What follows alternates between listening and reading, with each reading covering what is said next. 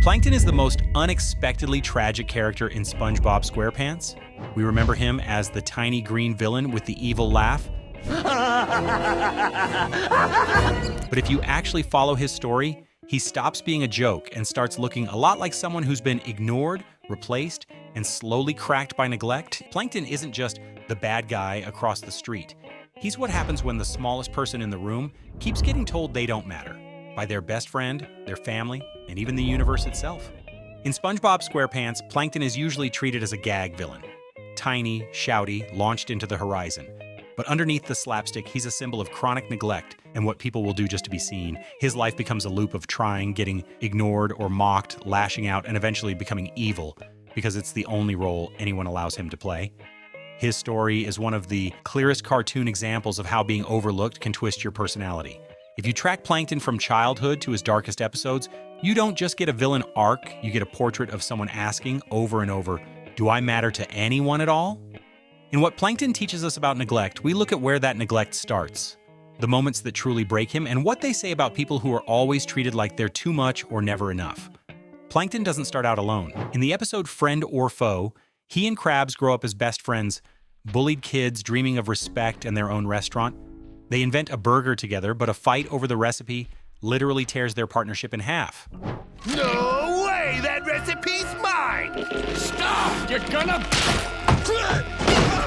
Krabs ends up with the accident that becomes the Krabby Patty formula. Plankton ends up outside with nothing but anger and half a sheet of paper. That's the first wound. Not just failing, but watching your only friend build an empire off a dream you shared and quietly erase your name from it. The visual metaphor is brutal. The warm, crowded, crusty crab facing the cold, empty chum bucket across the street. One is a community hub, the other is a monument to someone everyone can see but no one visits. It's a constant physical reminder of the life Plankton could have had and the story that moved on without him. Before he becomes a full-time menace, the show gives Plankton a few chances to belong, and then rips them away. In Fun, SpongeBob decides Plankton isn't evil, just lonely. He brings him jellyfishing and teaches him the fun song. Plankton's verses are terrifying. U is for uranium, bombs. F is for fire that burns down the whole town. U's for uranium, bomb. But underneath the joke, he actually feels something. He says he's tingly inside, and SpongeBob tells him that's how he's supposed to feel. For a moment, he gets real connection. Then Krabs storms in, treats him like a threat, and the whole thing collapses back into suspicion. Oh, not really. Being evil is too much fun. Plankton does try to steal the formula, but you can feel why he doesn't trust that anyone will ever see him as anything else. The second he lets his guard down, the world confirms his fear that kindness toward him is temporary and conditional. In New Leaf, Plankton does something even bigger. He quits villainy. I give up.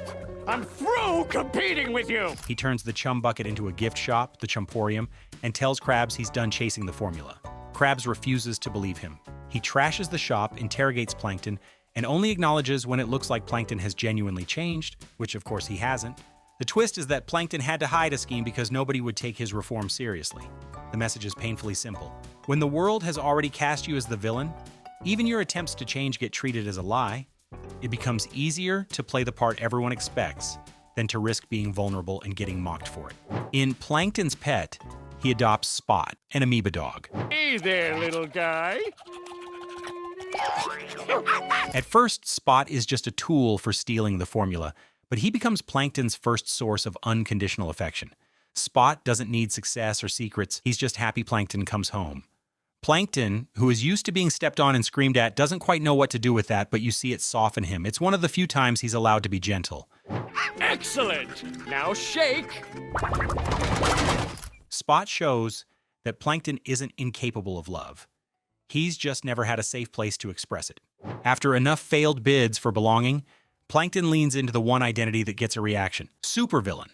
By the time we reach episodes like Plankton's Army or the first movie, he's brainwashing citizens, building giant robots, and orchestrating citywide schemes, but underneath the lasers and bucket helmets, the motive is still emotional. This is a guy trying to force Bikini Bottom to acknowledge the part of the story it left out. He's not just chasing money, the Krabs already has that. He's trying to claw back the feeling that he created something important too, and the world decided it only had room for one name on the sign. That's what happens when your whole personality becomes a defense mechanism against being ignored. You can't relax without fearing you'll vanish. All of that pain bubbles up in episodes where Plankton doesn't just fail, he breaks. In one course meal, Krabs discovers Plankton's fear of whales and weaponizes it. Call off your daughter, Krabs! Call her off! He has Pearl scare him, then disguises himself as a giant whale to stalk Plankton around town. The result isn't funny, it's grim. Plankton stops eating, stops sleeping, and eventually stands in the road waiting for a bus to hit him, begging SpongeBob to step on him instead. In fact, better yet, just step on me as hard as you can. Would you do that for me? Here, the neglect flips. Krabs isn't ignoring Plankton's fear, he's feeding off it. Plankton learns that not only will people fail to protect him, some of them enjoy his suffering. It's one of the clearest moments where the show stops laughing and lets the cruelty speak for itself.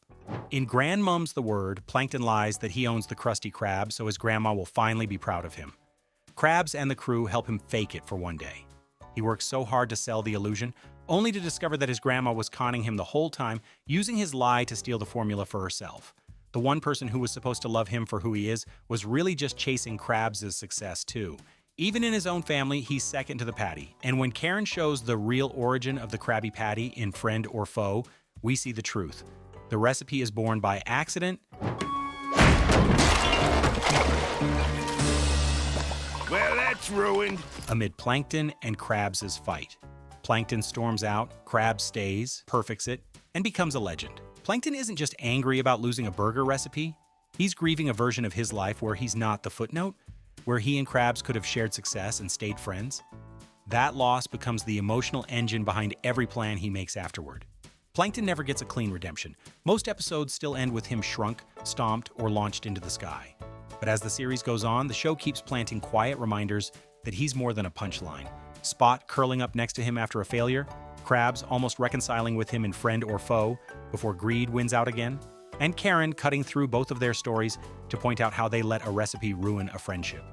And through it all, there's that image, the empty chum bucket facing the full Krusty Krab, one a symbol of abundance, the other a hollow steel shell with a single occupant screaming to be noticed. Plankton was never really designed to be liked. He was designed to be felt, to make you laugh, then hit you with the uncomfortable thought that you've seen people like him before. Maybe you've been like him before, because if you've ever been too intense, too ambitious, too strange, or quietly erased from someone else's success story, you already know what it's like to be Plankton, standing in your own empty restaurant, telling yourself the next plan will finally make them see you. What Plankton teaches us about neglect is simple and sharp.